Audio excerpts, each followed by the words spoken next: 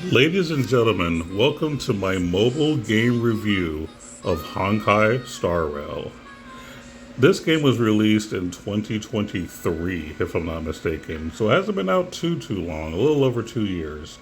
Now, I didn't start the game right away, not right at launch. I remember seeing a lot of commercials about it. It looked like a game I might like, but I was kind of hesitant. However, my partner really recommended that I give it a try. We did, and I'm still here.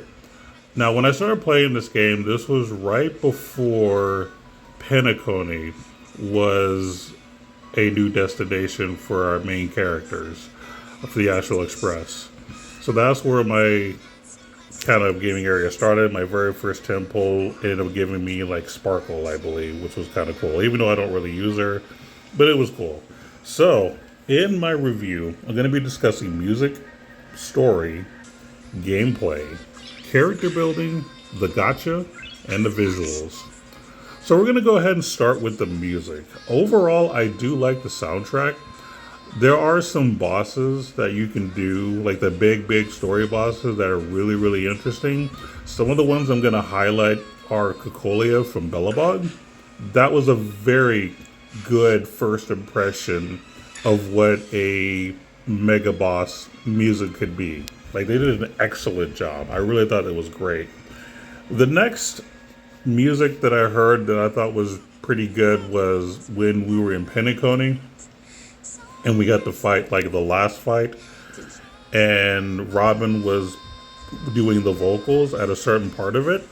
I thought that was pretty cool. I thought that it really did a good job of summing up the story. Even if you didn't like the story overall, I thought that the ending was very strong to that particular story arc. And that song being in the last fight was actually pretty good. And then the last song that I want to bring up that I really liked was when you fought the Sky Titan in Amphorius. I believe it's the Sky Titan. That particular boss fight had decent music. I wouldn't say it's as good as the other two that I just mentioned, but I do like it a lot.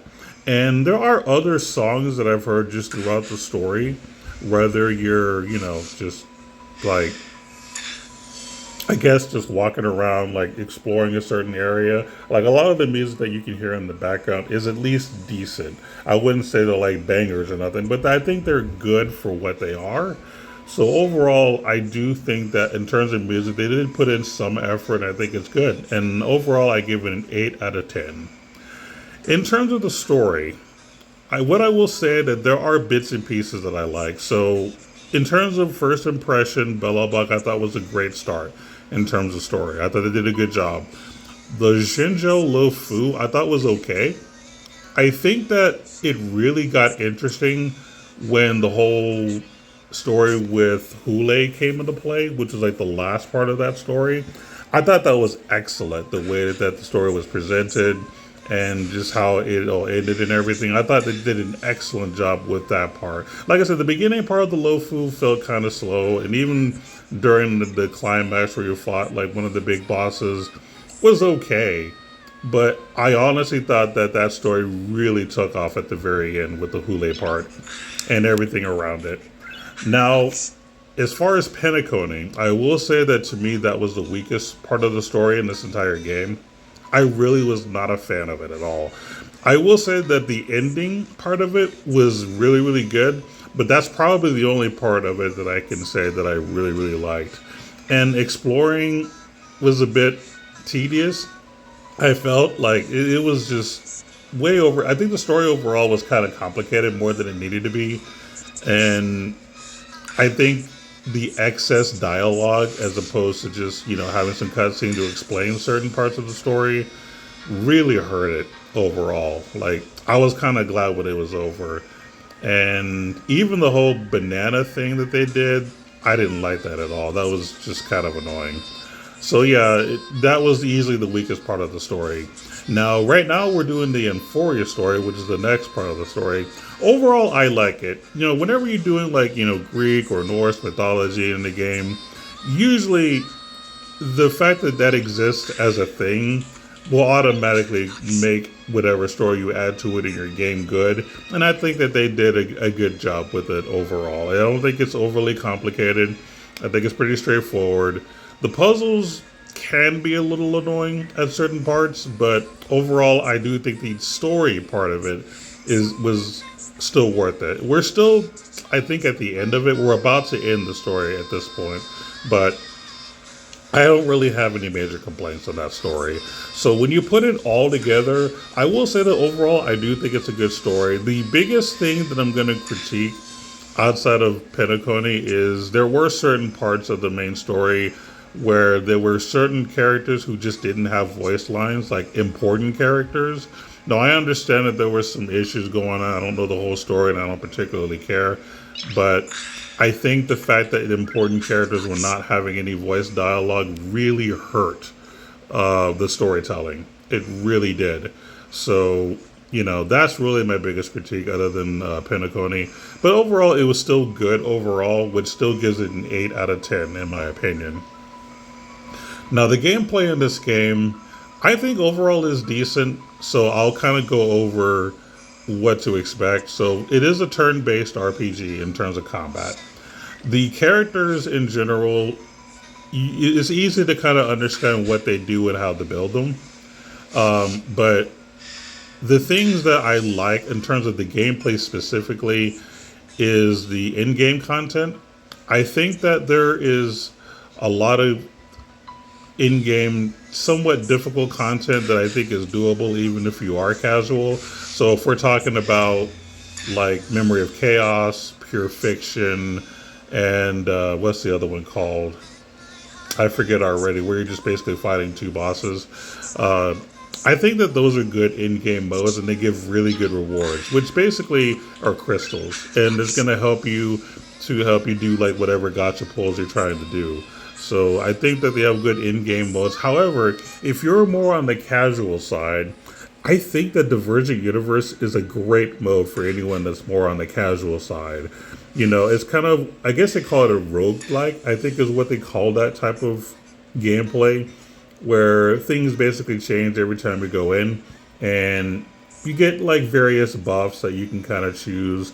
The whole having to set up equations was just so excellent. Now, even before there was Divergent Universe, you had Simulated Universe, which I thought all those were good too. But when they like did the Divergent Universe, I think is where like that mode truly shined. So if you're more of a casual player and you want to use your favorite characters to go through some content that can still give you decent rewards, I really think Divergent Universe is so good. I look forward to Mondays just to be able to do whatever the new Divergent Universe reset is to get my weekly rewards for it. It's so much fun to me. So I honestly, in terms of gameplay, it's good. I do believe it's good for both casuals and the more hardcore audience. So I'm going to say that overall it's going to be a 9 out of 10. It's just really, really good. If I had to criticize anything, which is why it's not a 10 out of 10, it would be the fact that some of the events are not my favorite. There are a variety of events that they do, and I will say that I do like most of the events in this game, but there have been a handful that I've either skipped entirely or I've only done certain parts of the event and just skipped the rest because it was just either annoying or just not interesting. So in terms of event, I'd say I'd like maybe 80% of the events that they've released in this game. And I think that's the only thing that keeps it from being a 10 out of 10, or just some of the events we've had in this game, including the one collab that they had. Honestly, I thought it was a terrible, I hate saying terrible, it was not a good collab, in my opinion. Being that it was the only one that they've ever had, I feel like they should have went all out, and I just don't think they did. I've already made a video explaining my thoughts on the collab itself, but yeah, so that plus with a few other events that were just either not fun or kind of frustrating. Not even for me, but there were some events that my partner tried doing that got her frustrated too. And, so I know it's just not a me thing. And that's why I say it's a 9 out of 10 instead of a 10 out of 10. Like, that's pretty much it. But overall, I still think the gameplay is really, really good. Let's talk about the character building. So, as I mentioned earlier, it's easy to kind of understand what the characters are supposed to do. I do think the team building in this game is not overly difficult. Now, sometimes there are content creators that I watch that do a good job of explaining what characters do and what some good teams are that'll kind of help give me some ideas. But ultimately, I decide, how I want to build the characters and what teams I'm going to use. And it's not overly difficult. When you read an ability, for the most part, they make sense. There are a handful of abilities I've read and I'm like, okay, that's way too much. I don't understand it. But for the most part, they're easy to build. The materials grind is actually not difficult at all. They do a real good job of showing you where to go to build a character. There's literally a spot in the game where you can pick, which character you want to build for, and it'll tell you what levels you need to do to get the trace materials they need, followed by level up materials and all kinds of stuff. So the game does a good job of helping you build your characters, which is more than I can say for other games that I play. So this game does a really, really good job in terms of the character building. But like I said, there are a few things that are kind of lengthy in terms of abilities that make it kind of hard to understand, which is why sometimes you have to rely on like a guide gacha creator to kind of break it down to make it simple. But for the most part, I'll say that it's simple enough and easy enough. The material that you can grind for are plentiful. It's not overcomplicated. So 9 out of 10 on the character building. Now let's talk about the gacha. I kind of have mixed feelings about the gacha. So I have played many games in the past 13 years that have some brutal gachas, especially really brutal like pity. So this game was a breath of fresh air for me because the pity overall is much lower than a lot of other gacha games that I've played. The biggest issue that I have is the 50-50 system. Granted, when you get to the 50-50 on your first pity, it's not that high. So if you're like a free-to-play person, getting to the first pity shouldn't be too difficult if you're the kind of free-to-play person that can do in-game content, like Pure Fiction and all that. So I would say that in that aspect, it's okay. But if you lose the 50-50 and you're free-to-play, you're pretty much not getting the character. So I can see that being frustrating for some people, which is why I have mixed feelings. But what I will say is if you're someone like me that's a budget spender, if you're a budget spender, for example, I will do the thing where you get crystals every day for a month, and I also do the battle pass. So I spend about, I guess, $15-ish a month on this game. About 15, I think it's about 15 when you do both. So with me only spending about $15 a month, I get enough resources on top of doing like my daily grinds and in-game stuff where I can typically pity at least one character, even if I lose a 50-50 per month. Now granted, yes, we do have like about 2 different banners per month technically, but ideally if I want to get at least one character per month, I'm guaranteed to get that, even if I lose the 50-50. Where there are other games that I play or have played in the past where I can save up materials for like 4 months and still not get the character that I want. I just had that experience with a different game. We're not going to talk about that. But that's why I think that overall the gacha in this game is good, because even if you're free to play, you still can pity a character without having to stress too much and like feel like you've wasted all your time.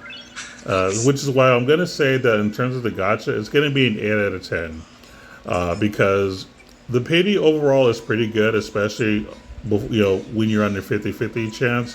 And even if you lose the 50-50, the pity is still overall better than a lot of gacha games that I've played in the past. So I still think it's good.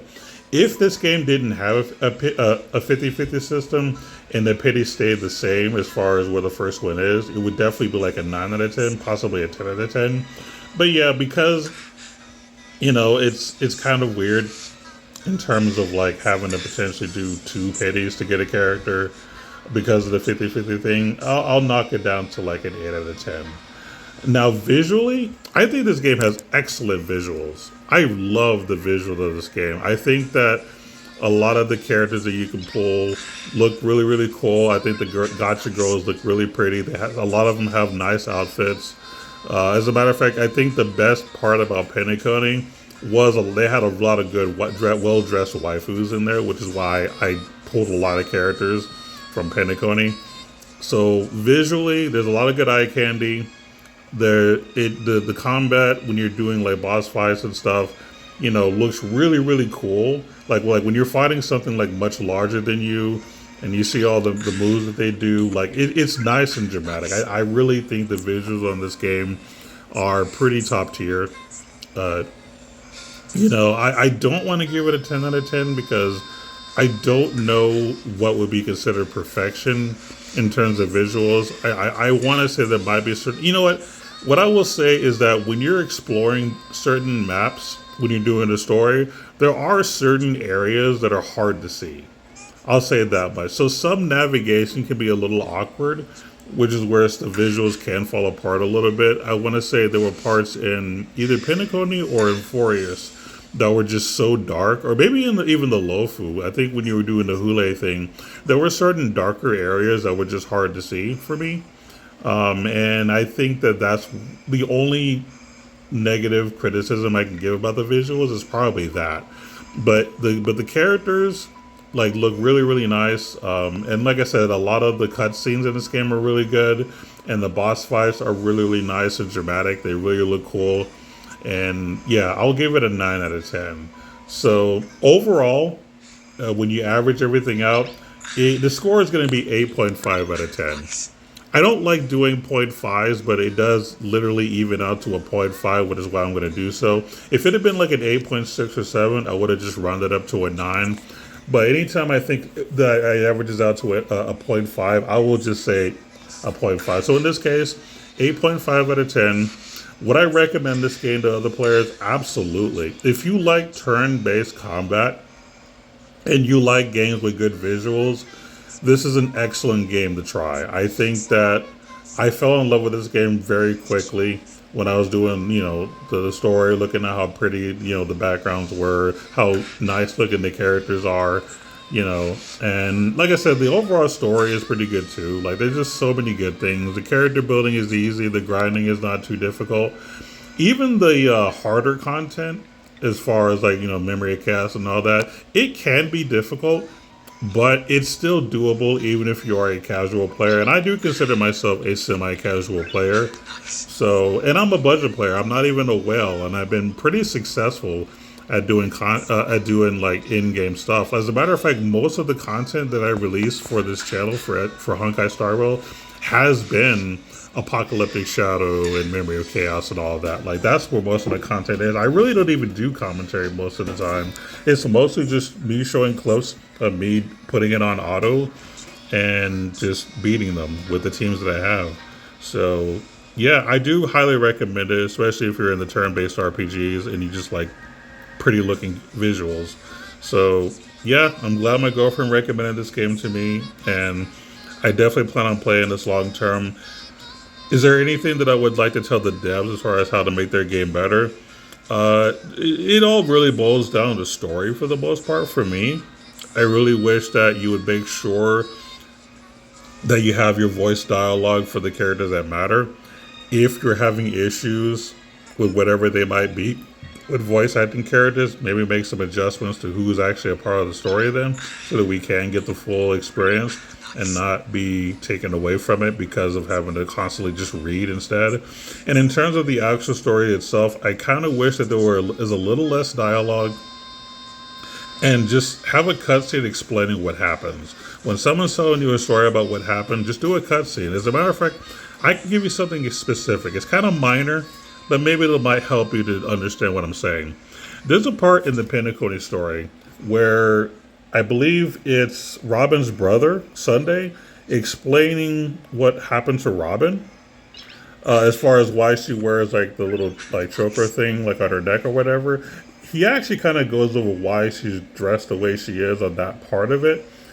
And honestly, rather than just hear a bunch of dialogue, you could have literally just did a cutscene saying, X amount of years prior, on the planet of whatever the planet it was, and just show her being in that part where the cutscene where she was a part of that war and something happens to her, and then you could show like maybe a medic treating her, and then her making the decision to put on, the part that's covering her neck, and you could like showing is always better than telling. So I think that if you cut like the dialogue in half and just do a cutscene showing what happened instead of me having to listen to a bunch of dialogue forever, I think that would make the story a lot more engaging. Because when I hear a ton of dialogue constantly, sometimes I just get to the point where I either stop caring or I stop listening and I miss important parts of the story. But seeing a cutscene, seeing things actually happen, will help me remember what's going on and help me understand the story a little bit better and help me appreciate the story a little bit better. So I think that's really the only thing that I wish this game would do, is a little more showing than telling in terms of story. Everything else I'll say is good enough. So that's pretty much going to be it. I do appreciate everybody who's stuck to this far listening to my videos and hearing me kind of give my opinions. This is one of my favorite kind of videos to record, because I kind of go over how I feel about a game overall. It's something I get to do rarely. As far as my future plans for my mobile game reviews, I believe I'm going to do Girls Frontline 2 next. I think I played that game long enough to have a good idea about how I feel about the game. I don't know when I'm going to upload that video, but I say, just be on the lookout for it eventually. But yeah, I like doing these videos. If there's anything that you want to share about how you feel about the game, I'm willing to see it in the comments. I'm curious to see how people feel about this game too. So, feel free to leave any comments that you have regarding how you like the story. Do you think the gacha is actually bad, and why? How do you really feel about the music? Stuff like that. I'd like to see what everybody else thinks too. Even if I don't comment and respond to them, I at least want to see them. So that's going to be pretty much it. Thank you for watching, everyone. See you in the next episode.